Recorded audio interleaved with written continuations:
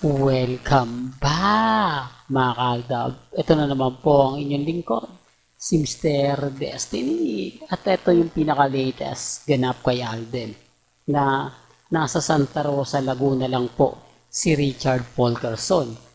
Kaya nga sabi ko sa inyo, mga kaaldab, relax lang po kayo, maging kampante. Kasi wala, yung mga nagpapakalat po ng mga maling impormasyon, yung mga nagpapakalat po na keso ganito, keso ganon. Wala po, huwag nyo pong intindihin. Ito po yung ebidensya at resibo na hindi po magkasama sina Catherine at si Alden Richards. Kaya nga po nagbibigay si Alden ng mga update na kumbaga wala siya sa sinasabi ng iba taliwas sa mga pinapaliwanag nila. Kaya nga po ako kampante lang. Kaya nga po si Mr. Destiny, kita nyo kapag hindi tayo nagbibigay ng update, tuwan-tuwa sila. Kapag wala tayong ganap, masayang-masaya sila. Bakit? Kasi hindi natin nababasag eh.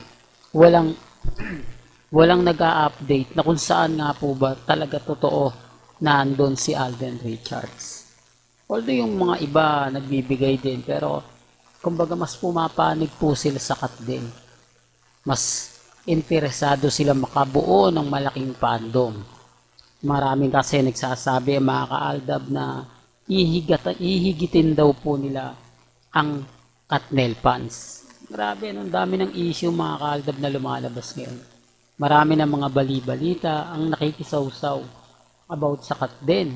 Para nga po daw maging hype at lalong uminit, kailangan ganyan ang gagawin. Di po ba? Todo promotion na pumapabor naman po sa ABS-CBN at GMA Network. Speaking of GMA Network, alam nyo po ba mga kaaldab na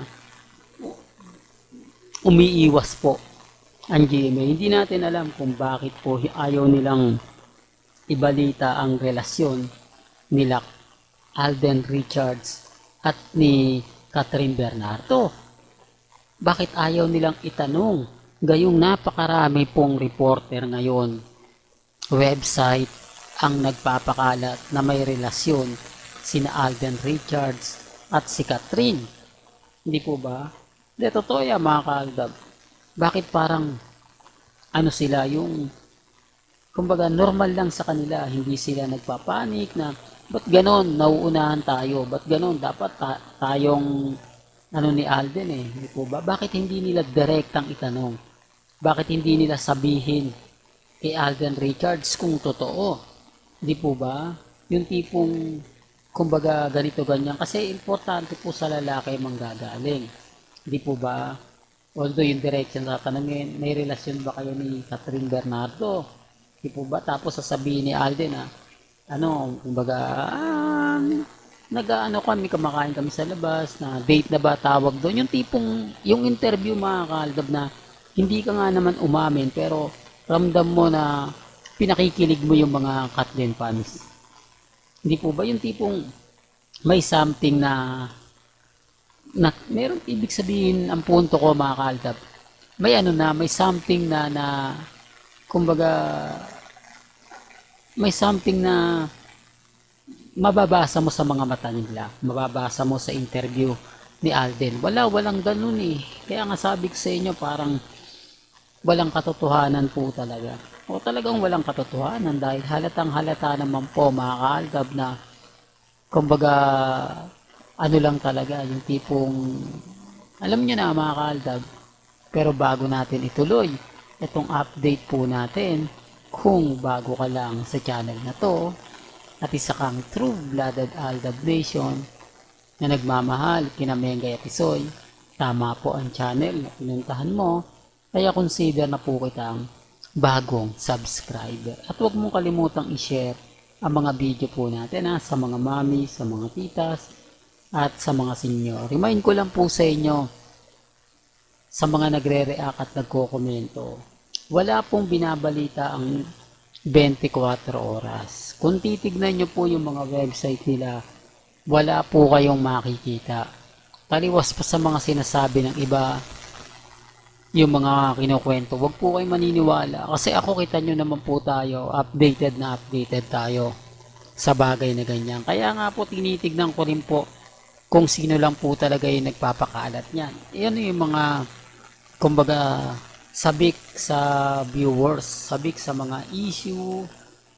Kaya kung papansin niyo, walang nag-i-interview kay Alden. Maliban lang po sa GMA Network o sa ABS-CBN dahil promotion nga po ng Hello Love Again. Pero yung ambush interview, yung pupuntahan sa set, gaya ng 24 oras, di po ba wala? Yun ang pinapaliwanag ko na hindi nila nagigets at hindi nila naintindihan. Na umiiwas nga po talaga si Alden Richards sa mga ganyan tanong. Bakit?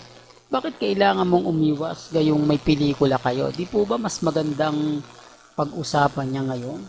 Para yung mga fans talagang manggigil at gustong-gustong panoorin ang pelikula. Pero hindi naman ganoon ang nangyayari.